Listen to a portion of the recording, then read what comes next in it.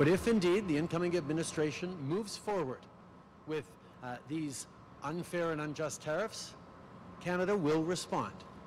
We will respond in measured ways, but in robust ways, demonstrating once again that Canadians know how to stand up for ourselves. Nakipagpulong si Prime Minister Justin Trudeau sa mga lider ng Unyon at Negosyo malapit sa Canada-US border matapos makipagpulong sa premiers ng bansa Miyerkules para talakayin ang posibleng ganting hakbang sa bantang taripa ni US President-elect Donald Trump.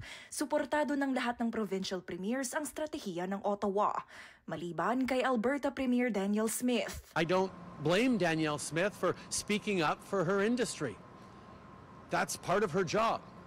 But every single premier other than Danielle Smith then chose to put Canada first. Pero tila hindi lang Canadians ang nababahala sa posibleng taripa. Sa bagong survey ng Angus Reid Institute Huwebes, 50% sa mga tumugong Americans ang hindi sumasang-ayon dito.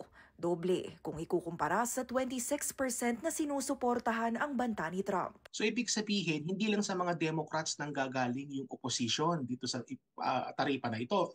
Nanggagaling din yung opposition mula sa mga Republicans mismo, mula dun sa mismong mga bumoto kay Donald Trump.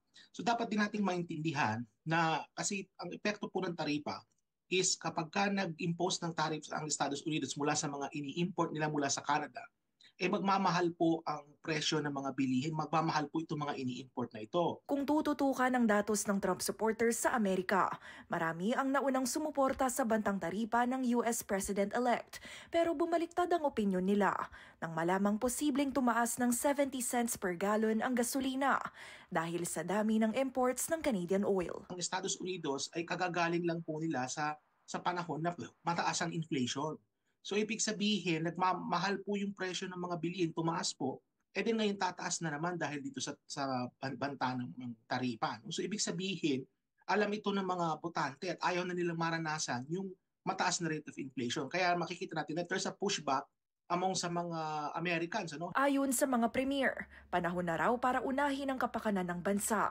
Lahat daw ng probinsya, posibleng kakailanganing magsakripisyo kapag patawan ng taripa ang Canadian products na pumapasok sa Amerika. Pero panawagan ni Premier Smith sa Ottawa, tigilan ang pananakot ng energy export tax o ban sa Alberta bilang retaliatory levies at sa halip ay magsimula ng mga proyektong makapagbubukas ng bagong energy markets. But at the end of the day, we're all working together to protect this country and the beautiful people who live here. The Premier of Quebec said, I'm going to use every tool in my toolbox. Ontario said that, and every other Premier said that. So we do have a Team Canada, and hopefully Alberta will come along. Sa datos ng Angus Reid, 3 sa bawat 5 Canadians ang nagsabing kung itutuloy ni Trump ang bantang taripa. Nararapat na tapatan ito ng Canada.